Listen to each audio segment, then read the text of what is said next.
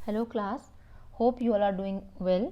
तो आज की क्लास में हम बात करेंगे error based exercise on verb. ठीक है, तो एरर से अगर बात करें तो फर्स्ट क्वेश्चन लिखा हुआ है मैंने, a few selfish leaders slash are bent to harm the very foundation of democracy slash no error. हमें देखना है किस पार्ट में गड़बड़ हुई है, ठीक है ना। एरर फाइंड आउट करना है हमें सेंटेंस के अंदर। तो अगर हम सेंटेंस को फिर से देखेंगे तो जो हमारा बी पार्ट लिखा है मैंने, a few selfish leaders are bent to harm, कभी भी बेंट के साथ हम प्रपोजिशन टू का यूज नहीं करते हैं। तो यहाँ पे क्या होगा, bent on, because this bent on जो खुद में ही डिटरमाइन करता है टू डू समथिंग, और सेंटेंस में किसी चीज के होने का ही बात हो रही है। तो यहाँ पर क्या होगा, bent on the very foundation of democracy. तो एरर आपके किस पार्ट में है, बी पार्ट में है। Next question, you should avoid slash to go to school slash as you have severe eye infection slash no error।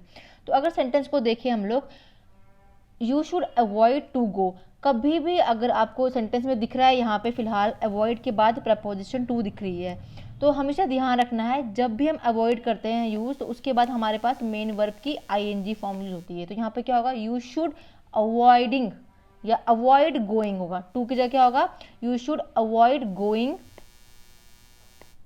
To school as you have severe infection in your eyes. तो आपका error जो है वो B part में है। Next question, one must avail of slash every opportunity slash that comes in life slash no error. देखो, जब भी वर्ड सेंटेंस की जो कंस्ट्रक्शन होती है वन से स्टार्ट होती है, तो हमें ध्यान रखना होता है रिफ्लेक्सिव प्रोनाउन का। तो यहाँ पे क्या होगा, वन सेल्फ आएगा। तो आपके एरर क्या है, फर्स्ट पार्ट में है। एरर क्या बनेगा आपका, इसका जो सेंटेंस बनेगा वो बनेगा one must avail oneself of. ठीक है, तो यहाँ पे क्या होगा, one must avail oneself. तो एरर किस में है, आपके फर्स्ट पार्ट में है। Moving to our next question, the students were nervous slash as the exam did not begin slash on time. ठीक है ना। अब यहाँ लिखा हुआ है the students were nervous as the exam did not क्या है हमारे यहाँ पे, एज अ बेस फॉर्म को यूज हुआ है वर्ब की, है ना, base form of verb did not. लेकिन आगे वर्ड यूज हुआ है बिगन, है ना। तो बिगिन की जगह क्या होना था हमारा, फिर यूज बिगिन होना चाहिए, BEGIN। ठीक है, तो यहाँ पे क्या है, एरर आपके बी पार्ट में है। ठीक है ना। Question number 5, would you please order slash for tea and biscuit slash for all of us slash no error. ठीक है ना। तो जब कभी भी हम ऑर्डर की बात करते हैं तो हम प्रपोजिशन फॉर का यूज नहीं करते उस टाइम पे। तो गड़बड़ क्या है यहाँ पे, would you please order T and biscuits, ना कि फॉर टी एंड बिस्किट्स। तो एरर किस पार्ट में है, आपके बी पार्ट में है। आई होप ये क्लियर हुआ होगा आप लोगों को। क्वेश्चन नंबर 6 है आपका, the lawyer asked me slash if it were worth to take slash the matter to court slash no error. ठीक है ना। तो अगर क्वेश्चन को देखेंगे यहाँ पर, again the lawyer asked me if it were worth taking, है ना। तो यहाँ पर क्या होगा, ये वर्थ के साथ टू टेक नहीं लगेगा, अगेन ये क्या होगा आपका, वर्थ टेकिंग होगा, वर्थ के साथ मेन वर्ब की ing फॉर्म यूज होगी। ठीक है ना। तो आपका जो एरर है वो बी पार्ट में है। Next question, perhaps you don't know slash I am having a car and a jeep slash besides a big house in a good locality slash no error. जब कभी भी पोजेशन की बात होती है, पोजेसिव नाउन पोजेशन की अगर sentence में बात होती है, तो मेन वर्ब की ing हम यूज नहीं करते हैं। ठीक है ना। मेन वर्ब की फर्स्ट फॉर्म होती है यूज। तो यहाँ पर क्या रहा है आपका, बी पार्ट में आई एम हैविंग अ कार नहीं होगा, सिंपली क्या होगा, आई हैव अ कार। तो ध्यान रखना हमेशा with possession we don't use main verb की ing, we use main verb का फर्स्ट फॉर्म। तो आई हैव अ कार होगा यहाँ पे, और इस पे क्वेश्चन बनते हैं एग्जाम में। ठीक है ना। Next 7th question, 8th question sorry, my father does not mind slash to be disturbed slash while he is reading the newspaper slash no error। ठीक है, यहाँ पे लिखा हुआ है my father does not mind। तो जो mind यूज हुआ है वर्ड, उसके जो नेक्स्ट सेंटेंस की कंस्ट्रक्शन है टू बी डिस्टर्ब लिखी हुई है ना। तो आफ्टर माइंड क्या यूज होना चाहिए था, आफ्टर माइंड हमें यूज करना था किसको, अपने गिरंड को यूज करना था, दैट इज वर्ब की ing लगनी चाहिए थी। तो यहाँ पे क्या होता, माइंड बीइंग डिस्टर्ब, ना कि to be disturb, being disturb. तो एरर किस पार्ट में है, आपके बी पार्ट में गलती है। ठीक है ना। तो यहाँ होना था क्या आपका, being disturbed. I hope clear होगा B part. Question number 9th, I bade him slash to submit all the important documents slash before he left the job slash no error. ठीक है ना। तो यहाँ पे देखो वर्ब की सेकंड फॉर्म बेड यूज हुई है, बेड का ही अगर हम बोलें तो बेड का बेड, ये वर्ब की फर्स्ट फॉर्म है, बेड क्या वर्ब की सेकंड फॉर्म है।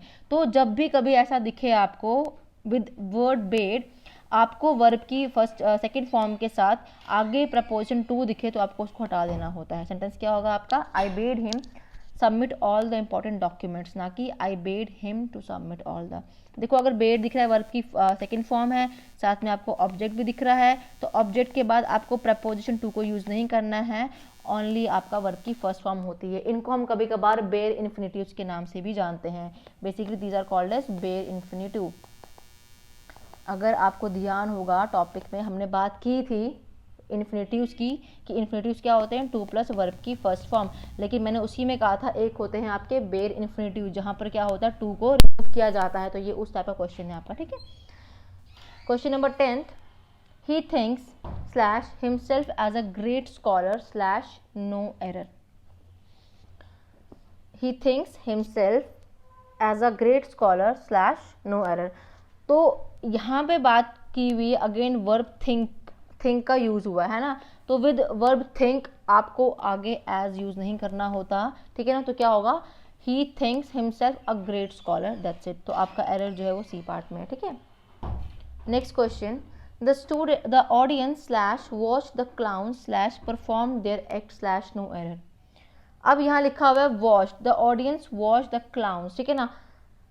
तो ध्यान रखना जब कभी भी हमें ऐसा दिखता है, अगर हमें आफ्टर वॉच के बाद क्या होना चाहिए हमारा, वर्ब की या तो हमारी फर्स्ट फॉर्म लगती है या वर्ब की हमारी आईएनजी लगती है, ठीक है ना।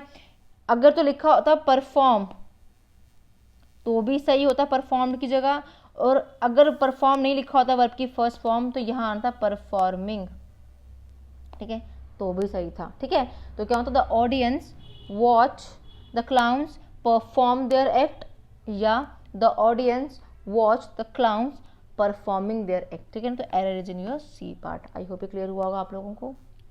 Next question, he denied slash to help me slash no error. Again word denied हुआ है, डिनाई का डिनाइड, ठीक है ना। तो जब भी ये डिनाई वर्ड दिखे तो वर्ब की आईएनजी यूज करनी चाहिए आपको। तो यहाँ क्या होना था, टू हेल्प की जगह हेल्पिंग, तो यहाँ पे क्या आएगा आपका हेल्पिंग आएगा, ठीक है ना। मैंने आपको बड़ी सारी एग्जांपल्स ऐसी करवाई हैं जहाँ पे टू प्रपोजिशन का यूज हो रहा है, तो आपको ये वर्ड्स ध्यान रखने हैं एग्जाम में भी। अगर ऐसे कुछ वर्ड्स दिखे हैं और उनके साथ टू प्लस वर्ब की फर्स्ट फॉर्म लगी हो तो वो गलत होंगे, ठीक है ना। उनको आपने कन्वर्ट करना है किसमें, गेरेंट फॉर्म में कन्वर्ट करना है अपने, ठीक है। This is all. I hope आप लोगों को समझ आया होगा class. Thank you so much.